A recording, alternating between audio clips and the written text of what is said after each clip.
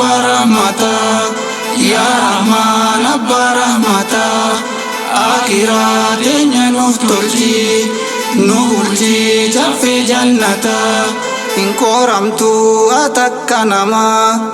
qoramaan nuuma namaa nun qorin nu ilmaan namaati qormaataa yoo hin dabarre qiyaamaa akkan salbanne yaa rahmaan sitti iyyanne akiraa teenya nuuf tolchi nu bulchi caffee jannataa yaa rabbi abbaa rahmataa yaa rahmaan abbaa rahmataa akiraa teenya nuuf tolchi nu bulchi caffee jannataa quraana imaamni keenya Muhammad ergamaan keenya jannataaf nu taatiin iyyaan nu bulchi caffee jannataa yaa rabbi abbaa rahmataa yaa rahmaan abbaa rahmataa akiraa teenya nuuf tolchi nu bulchi caffee jannataa hin muudamtu atakka namaa hin shaaramtu atakka namaa yaa mootii kan zalaalamaa akiraa teenya nuuf tolchi nu bulchi caffee jannataa yaa rabbi abbaa rahmataa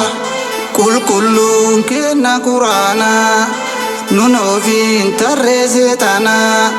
yaa rabbi abbaa rahmataa akiraa teenya nuuf tolchi nu bulchi caffee jannataa wallaalaan badii hojjannus beekneetiin badii hojjannus qabaa kee hin baanu jalaa nun qabiin yaa rabbi jabaa imaanaan dhiqii nu faayi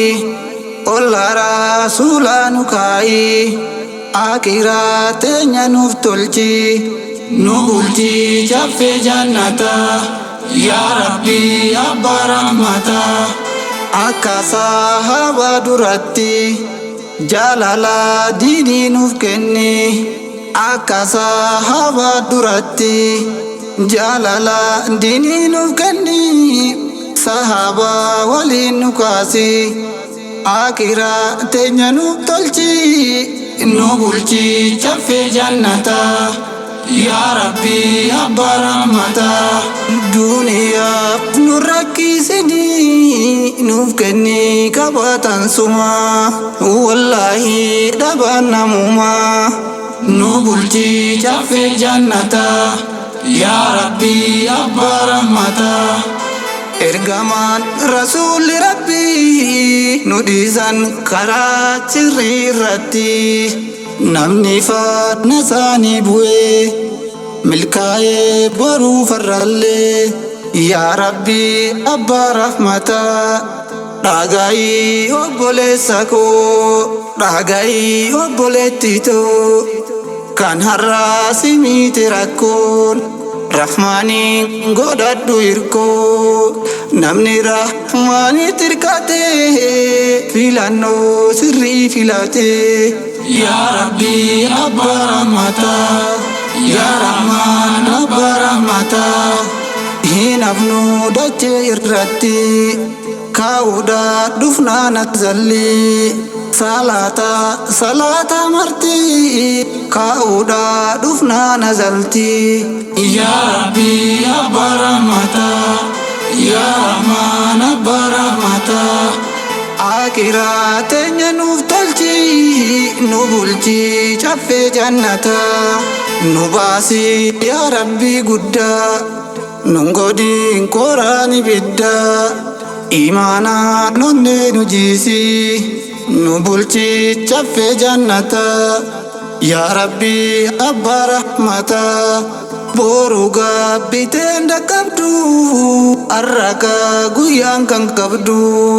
duniyaa dhumtuudhaaf jette